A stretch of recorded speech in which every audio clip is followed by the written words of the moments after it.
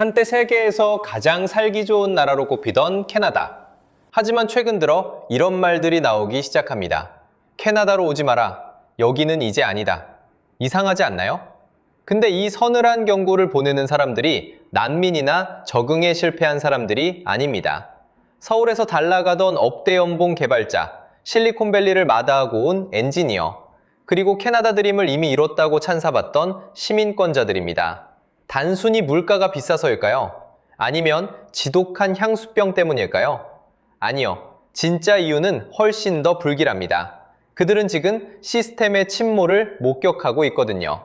한때 전 세계가 부러워하던 지상 낙원이 어떻게 단 몇 년 만에 탈출하고 싶어하는 거대한 덫이 되었는지 오늘 그 잔인한 진실을 파헤쳐 보겠습니다. 구독, 좋아요 눌러주세요. 캐나다 이민을 결정하는 가장 큰 이유 중 하나는 무상의료입니다. 국가가 내 건강을 끝까지 책임져 준다는 믿음이죠. 하지만 현재 이 무상의료는 캐나다인들에게 가장 큰 공포가 되었습니다. 숫자로 볼까요? 전문의를 만나기 위한 평균 대기시간 30주. 하지만 이 30주라는 메마른 숫자 뒤에는 여러분의 이웃일 수도 있는 수많은 비극이 숨어 있습니다. 에드먼턴의 한 물류창고에서 일하던 34살 가장 마이클의 사례를 보십시오. 그는 작업 중 허리에서 뚝 하는 소리와 함께 극심한 통증을 느꼈습니다. 당장 걷기조차 힘들어 응급실로 달려갔지만 그에게 돌아온 대답은 비응급 판정과 7개월 뒤로 잡힌 MRI 검사 날짜였습니다. 그는 그 7개월 동안 마약성 진통제에 의존하며 침대에서 한 발자국도 나오지 못했습니다. 결국 다니던 직장에서는 해고 통보가 날아왔고 집세는 넉 달치가 밀렸습니다. 국가가 치료는 해주겠다는데 정작 검사 날짜가 오기도 전에 마이클은 신용불량자로 전락해 사회적으로 매몰되었습니다. 시스템이 그에게서 치료받을 기회보다 가정을 지킬 능력을 먼저 앗아간 셈입니다. 어느 날 밤 3살 배기 딸아이를 목욕시키던 밴쿠버의 한 엄마는 아이의 목 뒤에서 작고 딱딱한 혹을 발견합니다. 가슴이 철렁 내려앉아 소아과를 찾았지만 정밀 진단을 해줄 소아과 전문의를 만나려면 최소 석 달을 기다려야 한다는 말을 듣습니다. 아이는 밤마다 고열에 시달리며 울음을 그치지 않는데 엄마가 할 수 있는 건 오직 구글에 병명을 검색하며 별일 아닐 거야 라고 스스로를 속이는 것뿐입니다. 아이의 얼굴 위로 비치는 스마트폰 화면의 불빛 아래서 엄마의 속은 새카맣게 타들어갑니다. 전 세계에서 가장 고귀한 아이들의 생명이 캐나다의 거대한 의료 번호표 뒤에서 소리 없이 시들어가고 있는 겁니다. 그리고 가장 비극적인 장면입니다. 실제로 뉴브런즈윅주에서 벌어진 일입니다. 78살 노인 데럴 매쇼는 가슴을 짓누르는 통증을 호소하며 응급실을 찾았습니다. 하지만 병원에는 그를 눕힐 침대 하나가 없었습니다. 그는 딱딱한 플라스틱 휠체어에 앉아 차가운 병원 복도의 형광등 아래서 밤을 새워야 했습니다. 8시간이 지났을까요? 다음날 아침 간호사가 그를 깨우러 갔을 때 노인은 이미 싸늘하게 식어 있었습니다. 암이나 심장병이 그를 죽인 게 아닙니다. 그를 죽인 건 끝내 불리지 않은 그의 이름과 8시간 동안 그를 방치한 낡은 휠체어였습니다. 쌓이는 질병이 아니라 대기였다는 조롱 섞인 탄식이 나오는 이유입니다. 전 세계가 부러워하던 무상의료의 실체는 이제 이렇습니다. 치료는 무료입니다. 단 당신이 그때까지 살아있다면요.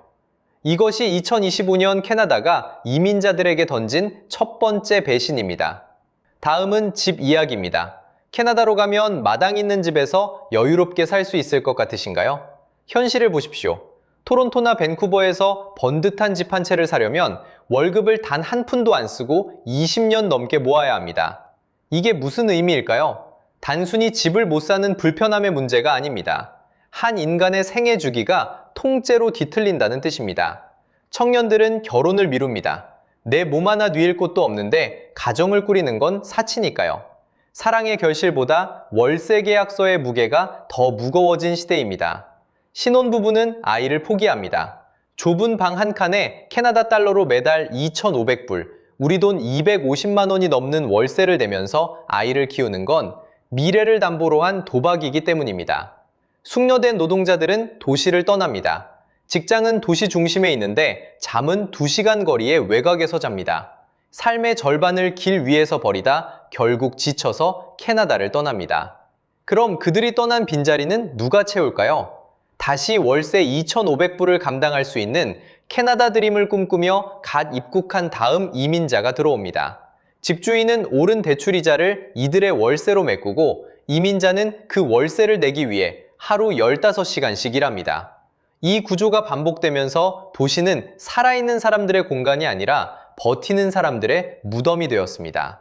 주거비 부담 지표가 역사상 최고치를 경신하는 동안 캐나다의 내 집 마련 꿈은 집주인의 모기지 이자를 대신 갚아주는 월세 노예들의 잔혹한 현실로 대체되었습니다. 여기서 잠깐 우리 멈춰서 진지하게 생각해 봅시다. 이 모든 아수라장을 보고 캐나다 정부가 무능해서 그렇다고 비난하기는 참 쉽습니다. 하지만 여러분, 만약 당신이 캐나다의 정책 결정자였다면 정말 다른 선택을 할 수 있었을까요? 인구는 급격히 줄어들고 노동력은 부족해 경제가 멈출 위기였습니다. 누군가는 세금을 내야 복지가 유지되고 누군가는 공장을 돌려야 나라가 굴러갑니다. 성장은 멈출 수 없었고 시간은 캐나다의 편이 아니었습니다.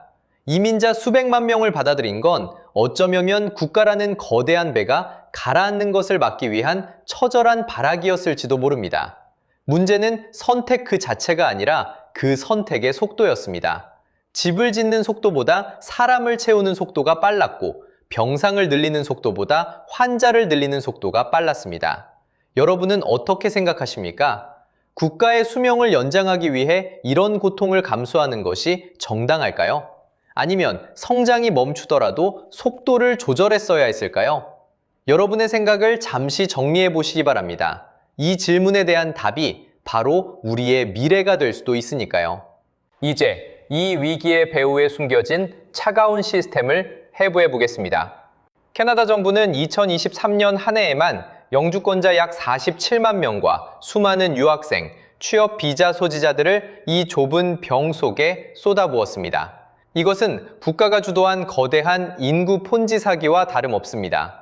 새로운 이민자가 들어와서 소비를 해주고 월세를 내주고 저임금 노동력을 제공해야만 기존의 복지 시스템과 부동산 가격이 유지되기 때문입니다. 하지만 이 구조가 진짜 무서운 이유는 누군가가 악해서가 아닙니다. 모두가 자기 자리에서 가장 합리적인 선택을 했기 때문입니다. 정부는 국가 성장을 위해 인구를 늘리려 했고 기업은 생존을 위해 인건비를 낮추려 했고 집주인은 치솟는 이자를 감당하려 월세를 올렸고 이민자는 낯선 땅에서 살아남기 위해 어떤 조건의 일자리든 수락했습니다. 각자의 자리에서 최선을 다해 내린 합리적인 선택들이 모여 아무도 원하지 않았던 지옥이 완성된 겁니다. 시스템은 폭주하기 시작했습니다. 건설 노동자가 부족해서 집을 못 짓는데 정작 집값이 너무 비싸 건설 노동자가 캐나다를 떠납니다. 의사가 부족해 의료가 마비됐는데 의사들이 캐나다의 살인적인 물가를 견디지 못하고 미국으로 탈출합니다. 시스템을 살리려고 투입한 약이 오히려 시스템을 파괴하는 독이 되어 돌아온 겁니다. 지금 캐나다라는 엔진은 굉음을 내며 멈춰서고 있습니다. 더 슬픈 건 이겁니다. 이 시스템의 실패가 낳은 고통이 사람과 사람 사이에 증오로 번지고 있다는 사실입니다. 세계에서 가장 다정하고 관대했던 캐나다인들, 그들의 67%가 이제 이민자가 너무 많다고 외칩니다. 이들이 원래 인종차별주의자였을까요? 아닙니다. 내 아이가 편의점 알바 자리 하나를 구하러 갔는데 이미 특정 국가 출신 이민자 수백 명이 줄을 서 있는 모습을 볼 때, 내 부모님이 응급실 복도에서 20시간째 방치되는 걸 볼 때, 그들의 인내심은 바닥이 난 겁니다. 공동체는 찢어졌습니다. 특정 국가 출신들이 몰려 사는 거리에는 캐나다의 상징인 모자이크 대신 거대한 불신의 벽이 생겼습니다. 정부는 뒤늦게 임시체류자 비중을 낮추겠다고 발표하며 수습에 나섰지만 이미 금이 간 신뢰의 유리병을 붙이기엔 역부족입니다. 낙원의 가장 큰 자산이었던 관용이 메말라 버린 것, 그것이 캐나다의 가장 뼈아픈 손실입니다. 오늘 우리가 살펴본 캐나다의 비극은 먼 나라의 가십이 아닙니다. 지금 이 영상은 바로 여러분의 미래와 연결되어 있습니다. 대한민국은 전 세계에서 가장 빠른 속도로 사라지고 있는 나라입니다. 우리 정부 역시 인구 절벽을 막기 위해 이민 확대라는 똑같은 카드를 꺼내들었습니다. 캐나다는 우리보다 조금 먼저 이 길을 갔고 지금 우리에게 처절한 경고를 보내고 있습니다. 인프라와 시스템이 받쳐주지 않는 인구 성장은 결국 낙원을 지옥으로 만든다고 말이죠. 질문하겠습니다. 우리는 캐나다의 이 실패를 보고도 똑같은 길을 갈까요? 아니면 우리만은 이 폭주하는 기차에서 멈춰서서 다른 길을 찾을 수 있을까요? 캐나다가 보여준 이 지옥 같은 예고편이 우리의 본편이 되지 않기를 바랄 뿐입니다. 여러분의 생각은 어떻습니까? 대한민국은 캐나다와 다를까요? 여러분의 의견을 댓글로 남겨주세요.